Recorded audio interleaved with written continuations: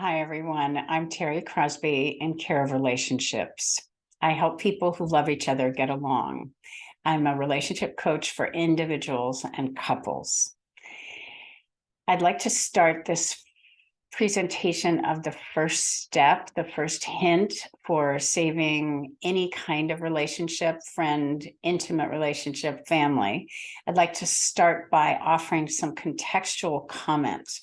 That'll help us it will help set us up for all three hints that I'm going to be presenting to you. And let's talk first about saving a relationship, what that actually means. Saving a relationship means living by the truth of it. And so in thinking about that, you must keep in mind that when you tell the truth about something, the form of that thing, in this case, a relationship, the form might change.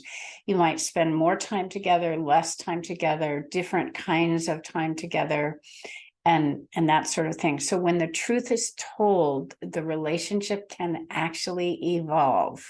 That's a big deal.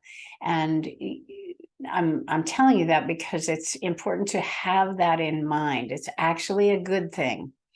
So there's that, and that that's a big that. It really is a big that.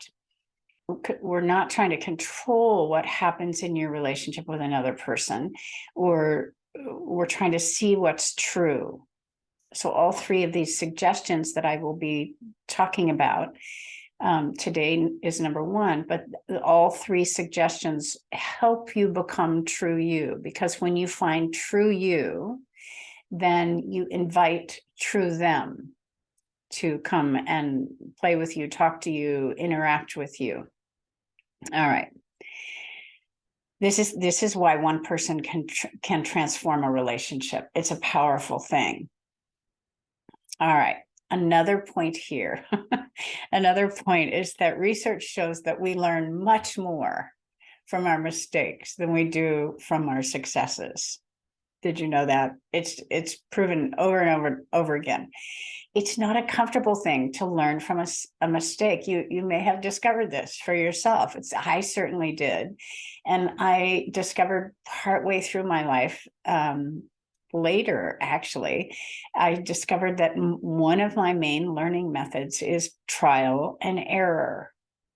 And so I want to give a shout out to you if you're one of those people that learns through trial and error. It's humbling. It's not comfortable. So for me, just a little bit of history to explain that I really do mean that I learned through trial and error is that you heard in the very first video that I'm a relationship coach with 4 marriages. And the good news is that I learned from number 4. Otherwise, why listen to somebody who just never learns? You'd be learning about their mistakes. So in the year 2000, when my marriage number 4 started out great, just like all the others, and then it tanked just like all the others, that was, as a relationship coach, that was personally troubling, but it was also professionally embarrassing. It really was. And as you probably know also, desperation can bring breakthroughs, and it certainly did for me. So I'm here to share some of those. When my 4th marriage began to fail, 2 main things became clear right away.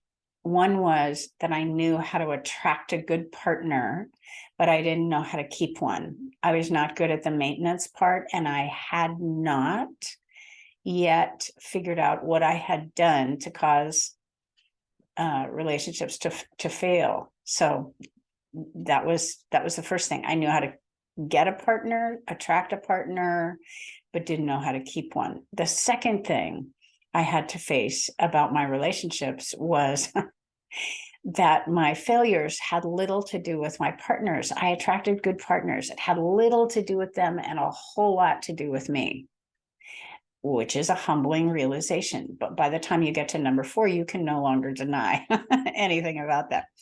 So it's the good news and the bad news. It's the good news well, it's the bad news because it has to do with me, you could say that, but it's the good news, because if it has to do with me, I can do something about it. Then it's in my hands. And that's a key factor here. When it's something, so if it has to do with me, I have the power to make changes. I am not waiting on anyone else to do anything. That's a big deal. All right. So when things fell apart with Eric, I asked him to stay. I said, would you just please stay? I'm going to fix this. And I, in fact, did. I didn't ask him to go to classes. I didn't ask him to read a book. I did not ask him to do a thing. But what he did was he responded to a different me. When I made changes, he changed, because it's natural. He responded to a different me. That's a powerful shift in any relationship. So I did, in fact, fix things, as I said, and we spent 17 years together. He passed away in 2017 from cancer, and but we fell more in love as time went on. We were more in love at the end than we were at the beginning, and we thought the beginning was pretty good. You know how that goes. All right. So today I'm going to share with you the first of 3 key skills that I learned and practiced that brought our relationship from falling down around my knees to better than I imagined possible. I truly would not have imagined that it was possible to shift a relationship so much. As I said, our love grew over time, and it was stronger even at the end than it was at the beginning. My recommendation regarding these steps, these skills, these hints is please don't tackle them all at once. That's why I've divided the videos. There's a video for number 1, a video for number 2, and a video for number 3. Don't tackle them all at once, because it's just too much. But after you have one under your belt, excuse me, after you have one under your belt, write to me and tell me how it went. Tell me how you did. You can write to me at terri@incareofrelationships.com. All right, skill number 1, reduce your reactions. Reduce your reactions. What does it mean? Why do that? How do you do that? So I want to say right out of the gate that reducing your reactions doesn't mean suppressing yourself. It doesn't mean not speaking up. It doesn't mean shutting down, being quiet, not saying your feelings. It's none of that. It's actually about streamlining. It's about being more authentic.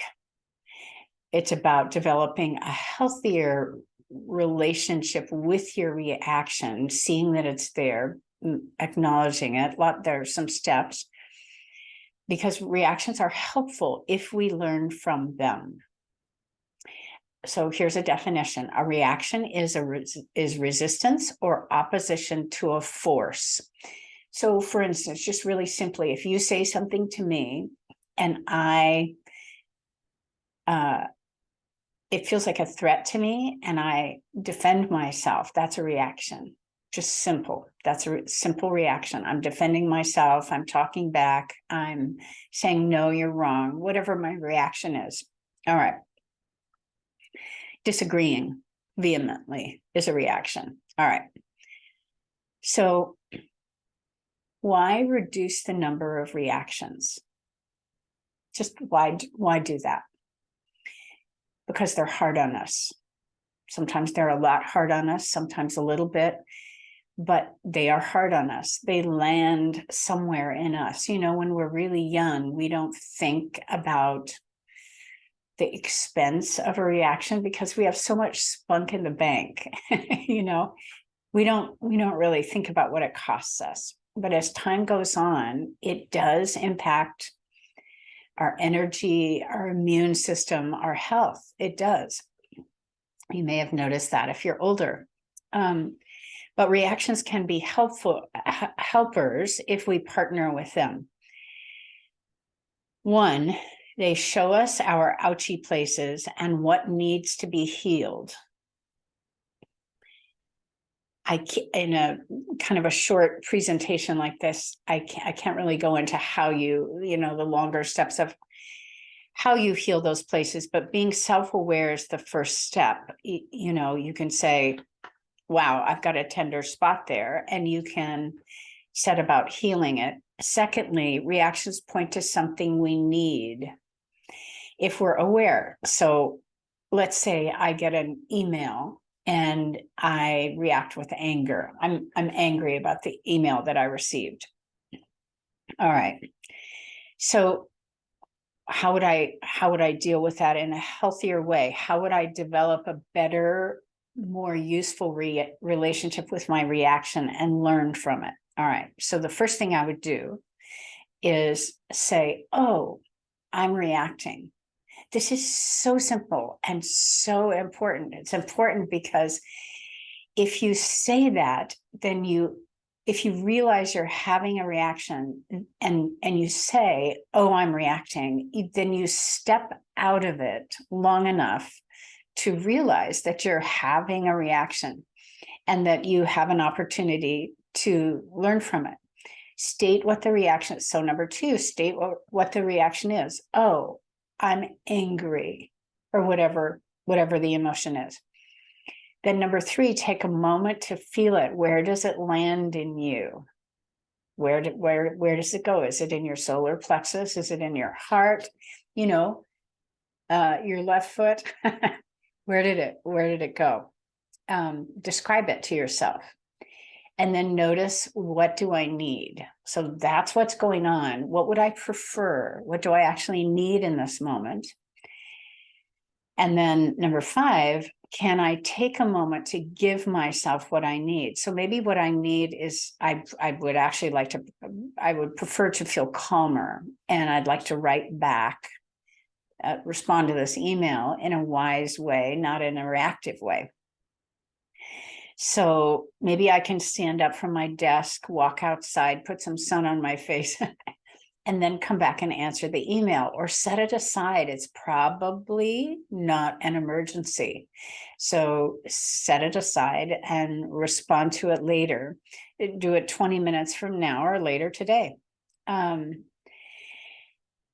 this moment, I can take a moment to breathe. It gets me out of fight or flight. It gets me out of my survival mode, my defensive mode, or my panic or my anger, whatever's going on with me.